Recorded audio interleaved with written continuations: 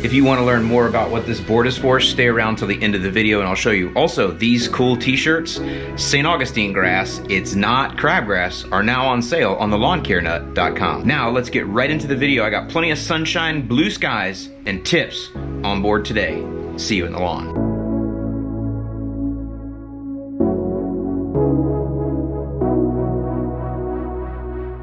Hey, what's up y'all? Got a quick one today for you. I'm talking to those of you that have Zoysia especially, but also St. Augustine and Centipede. It is time to do some fall heading into winter type maintenance. And the things that I'm gonna do today is I'm gonna bring my height of cut down. I've been cutting up at 3.5, 3 3/4 inches all during the summer. I'm gonna go ahead and start bringing that down. So a little bit of a painful type situation, but needs to be done. And the second thing I'm gonna do is get my fall fungicide application down, because large patch is going to be a problem, especially now that temperatures are coming down, humidity is coming down, we're drying up, not as much rain. Large patch is going to start manifesting. I actually had problems with brown patch in my St. Augustine this year. I'll link up there in the eye if you want to check that out. But for sure, every fall, and then also heading out of spring and into summer, we always get issues with large patch fungus, Rhizoctonia, in Zoysia especially, but then also in St. Augustine and Centipede. So it's time to throw her down. And actually my Zoysia hasn't had any fert since the bands let up, so I've been kind of neglecting it. I mean, it looks good, but I'm gonna go ahead and put down a little fert action today too and get it ready for the winter. Now keep in mind, I don't go dormant here, so this grass will stay green all winter long. So we can go ahead and start this as we can go ahead and consider this as my start of winter applications and maintenance and all that on my Zoysia patch.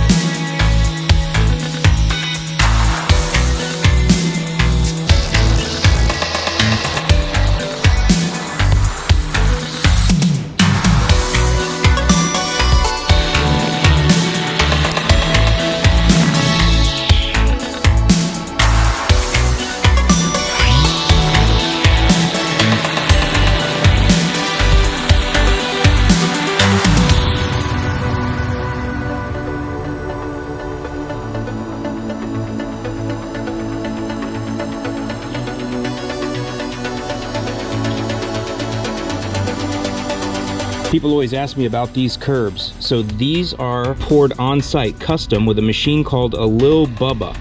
And it's actually a franchise that they sell, and you get a Lil Bubba machine and you get like all the training, and then they can give you colors. They can also stamp these out. There's all kinds of things.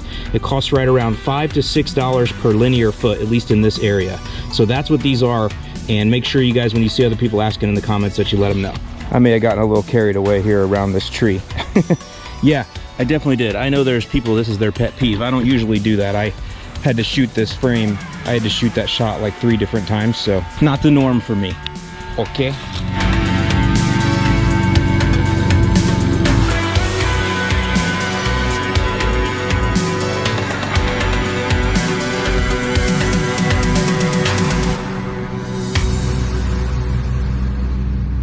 Well, there it is after the cut. I don't think it's going to show up so much on the camera. It's rough. Can you see? Yeah, there you can see. Pretty rough, but it'll come back. Put a little fert down over there. We're going to go with some Milo. That's the thing about Zoysia. Comes back from anything, so I got to get it ready. It's got to be looking good. Well, I would say Halloween domination, but a little late for that right now. It already dominates that way, so I'm thinking for Thanksgiving guests.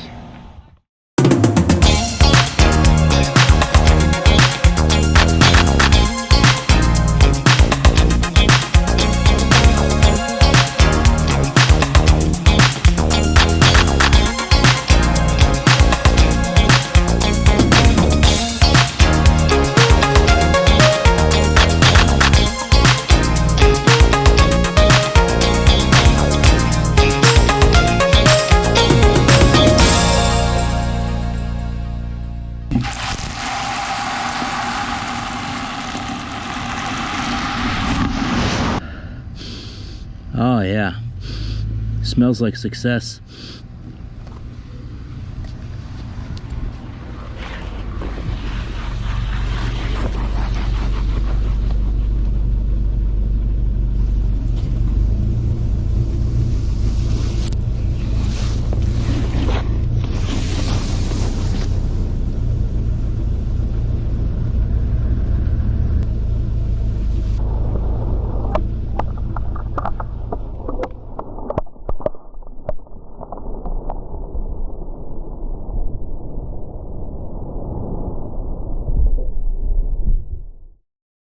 All right, I wanted to stop here real quick. I'm out at my project lawn. That's the main field out there. And out here is the outside. Now, all I do out here is fertilize and cut. I actually haven't done any fungicide treatments out here. And look, here is large patch coming in. Look at that.